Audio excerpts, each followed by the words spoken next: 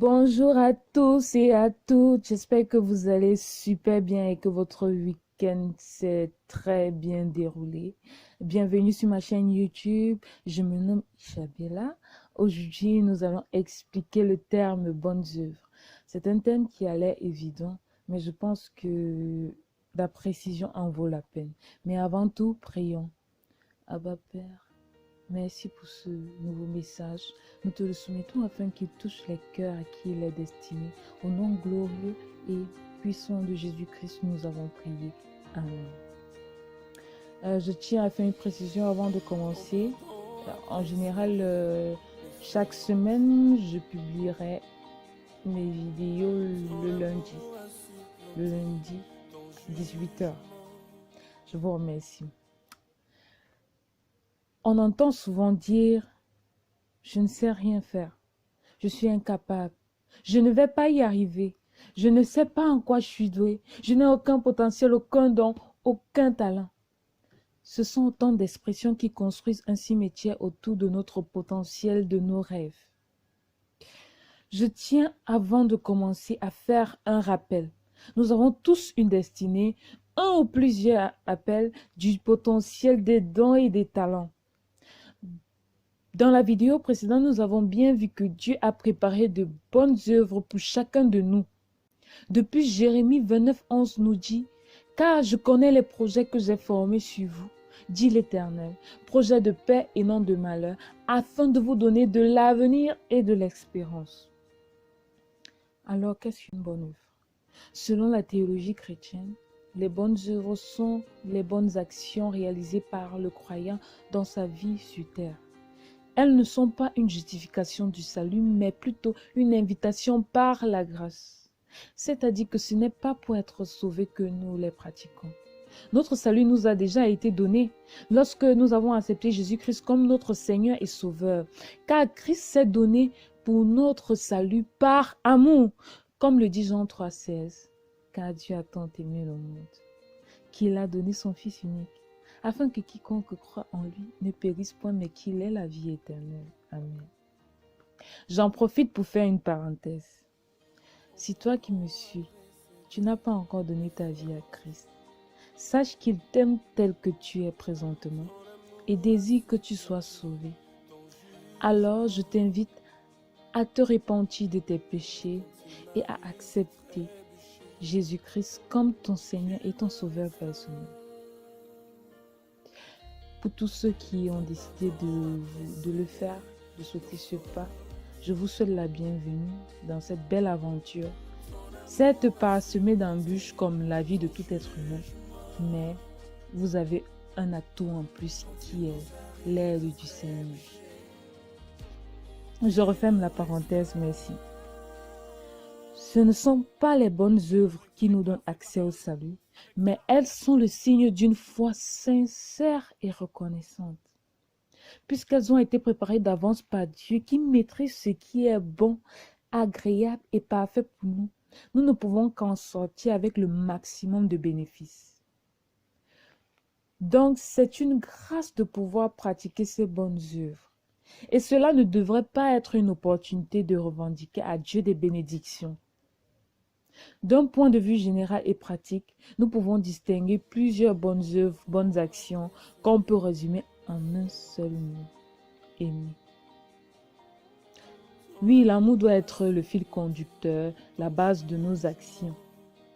C'est une motivation qui nous permet de faire les choses de la meilleure des manières. Sinon, nos bonnes actions seraient désagréables à Dieu. Nous avons un exemple concret avec Caïn et Abel dans Genèse 4. Le verset 3 nous dit: au bout de quelque temps, Caïn fit à l'Éternel une offrande de fruits de la terre. Le verset 5 nous dit que Dieu ne porta pas un regard favorable sur Caïn et sur son offrande. Donc, la manière dont on pose une bonne action est primordiale à l'action elle-même.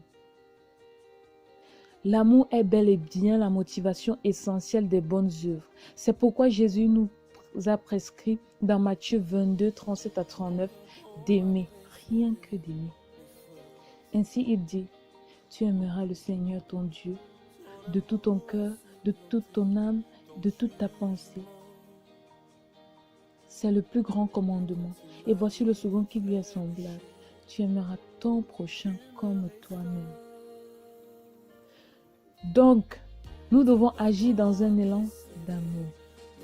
Cet amour peut s'exprimer de façon simple, dans un premier temps au travers de la mise en pratique des 10 commandements. Cet amour s'exprime aussi de façon spécifique d'une personne à une autre au travers de l'utilisation de nos potentiels, de nos talents et dons. En effet, Dieu a préparé pour chacun de nous des missions afin de diffuser l'amour et de ramener de nouvelles âmes perdues à Christ. Donc, personne de nous n'est sur terre par hasard. Personne de nous n'a rien à faire. Nous avons tous une carte à jouer. Peut-être pas à la même échelle, mais nous avons tous une carte à jouer. La carte de l'amour. Ah oui, n'oublions pas que Christ nous a donné comme dernière recommandation avant de rejoindre Dieu le Père, d'aller de faire de toutes les nations des disciples, les baptisant au nom du Père, du Fils et du Saint-Esprit. Et cela n'est possible qu'en posant des actes d'amour qui seront plus là pour apporter du réconfort, du soutien, de l'unité entre les frères et sœurs que nous sommes.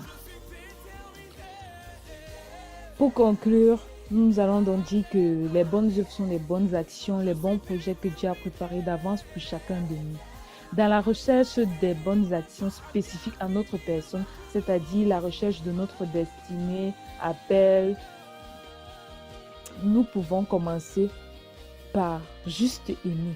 Oui, tout simplement aimer et respecter les autres.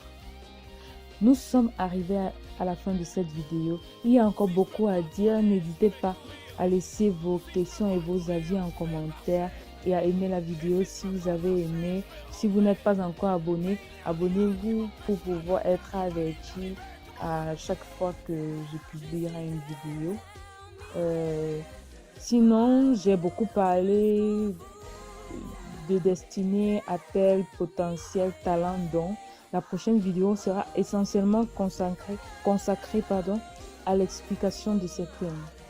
Donc, si actuellement vous vous posez des questions par rapport à cela, vous pouvez déjà me le laisser en commentaire afin que je puisse adapter cette vidéo à vos besoins. D'ici là, demeurez richement bénis. On se capte à la prochaine. Shalom.